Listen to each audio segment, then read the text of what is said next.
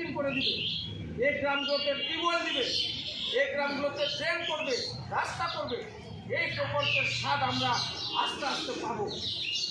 এই পরিষদ, আমরা যে পরিষদ আছি, আমরা যদি এই পরিষদ নাও থাকি, আগামী দিনে এই প্রকল্প বন্ধ হবে না।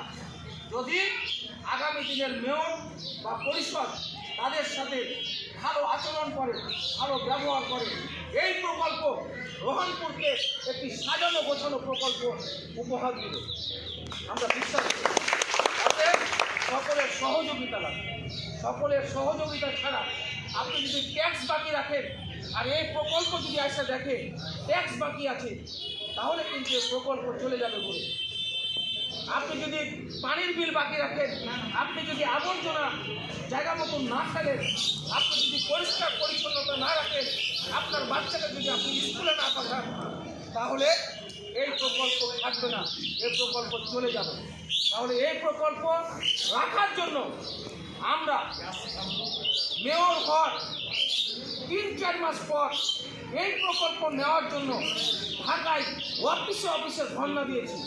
আজকের যিনি এমপি, তখন এমপি ছিলেন না, জনাব জিয়াউর রহমান সাহেবকে নিয়ে আমরা বেশ কিছু অফিসে যে ধর্ণা দিয়ে এই প্রকল্পটি আমরা পেয়েছি। তাহলে এই প্রকল্পে কেবল তো স্বাদ পেতে নিয়ে গেছি আমরা, আমাদের অনেক রাস্তা হচ্ছে, ট্রেন হচ্ছে। তাহলে এই প্রকল্প ফেরত যাক, এটা কখনো আমরা চাইব না। এবং এই প্রকল্প ফেরত যাক, এটা আপনারা কেউ কোনোদিন চাইবেন না, এটা আমার আশা। তাহলে এই প্রকল্প ধরে রাখার জন্য আমাদের যে কয়েকটি বিষয় বললাম, এই বিষয়গুলো বললে কি আপনার টাকা ক্ষতি হবে? আমরা যে কথাগুলো বললাম, এই কাজগুলো শুনতে হবে, রাখতে হবে, এগুলোতে তেমন কোনো পরিশ্রম নাই, শুধু মন মানসিকতার দরকার। মানসিক যদি একটু আপনার মানসিকতা যদি একটু এগিয়ে আসে, তাহলে আপনার এলাকায় আবর্জনা থাকবে না, আপনার কর বাকি থাকবে না, আপনার পানির বিল বাকি থাকবে না, আপনার বাচ্চা স্কুলে যাবে, আপনার মেয়ের বাল্য বিবাহ হবে না। আমি বিশ্বাস করি সবাইকে সচেতন হতে হবে।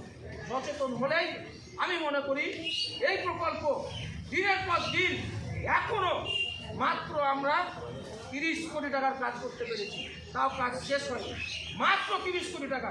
কিন্তু এই প্রকল্প কত কোটি টাকা? এই প্রকল্প হচ্ছে 300 কোটি টাকা। তাহলে 300 কোটি টাকা থেকে 30 কোটি টাকা বাদ দেন, এখনও 277 কোটি টাকা এই প্রকল্পের আওতায় আছে। আমরা আছি কতদিন? আমাদের প্রথম মেয়াদে আমরা আর মাত্র 1.5 বছর। 1.5 বছরে খুব করলে আমরা 50 কোটি টাকা খরচ করব, তাহলে 220 কোটি টাকা থাকবে। এই 220 কোটি টাকা রোহনপুরের জন্য কাজ হবে। এই কাজ অন্য কোনো জায়গায় হবে না। রোহনপুরের রাস্তা হবে, রোহনপুরের ট্রেন হবে, রোহনপুরের পানির পাম্প হবে, রোহনপুরের উন্নয়নের কাজে লাগবে। তাহলে এই প্রকল্পের সহযোগিতা নেওয়ার জন্য আমরা সবাই সহযোগিতা করব, শুধু মেয়র কাউন্সিলর না, সবাইকে সহযোগিতা করার জন্য আমি অনুরোধ করছি। সবাই সহযোগিতা করবেন না? ইনশাআল্লাহ সবাইকে সহযোগিতা করতে হবে। তাহলে আমরা যে পয়েন্টগুলো বললাম, এই পয়েন্টগুলোর উপর আপনারা আজকে থেকে আপনারা কাজ করবেন। এটা তেমন কোনো বিষয় না। আজকে থেকে আমি আপনাদের কাছে সহযোগিতা চেয়ে আমার এই সংক্ষিপ্ত কথা শেষ করছি। আগাবেলাও হয়েছে, আপনার কাজের মানুষ, দয়া করে ক্ষমা করবেন, কারণ 9টি ওয়ার্ডের 4টি হলো, এখনো 5টা ট্রান্সপোর্ট বাকি আছে। আজকে বিকালে একটা আছে, আগামীকাল সকালে আছে, বিকালে আছে, অনেক ট্রান্সপোর্ট আছে বাংলাদেশে। এগুলো আমাদের প্রকল্পের লোক। ম্যাডাম, আমাদের আমরা কিন্তু বেতন দিই না, এটাকে কিন্তু বেতন দেয় প্রকল্প, কিন্তু কাজ করবে রোহনপুরে থেকে। এই এরা জানে অনেক জায়গায় উঠান বৈঠক হয়, মেয়র কাউন্সিলররা থাকেন, তারা নিজেরাই উঠান বৈঠক করে। আর আমরা চেষ্টা করছি যে আমরা আপনাদের দ্বারা যেতে চাই, আমরা বুঝাতে চাই যে আপনারা এসব কাজগুলো করে রোহনপুরের উন্নয়নের ভাগিদার হন। আশা রাখবো আগামী দিনে আপনারা এই সহযোগিতাগুলো করবেন। এই বাচ্চাগুলোকে নিয়ে এসো। আর মানিক ভাই, আমি সকলের সহযোগিতা চেয়ে আমার বক্তব্য জয় বাংলা, জয় বঙ্গবন্ধু।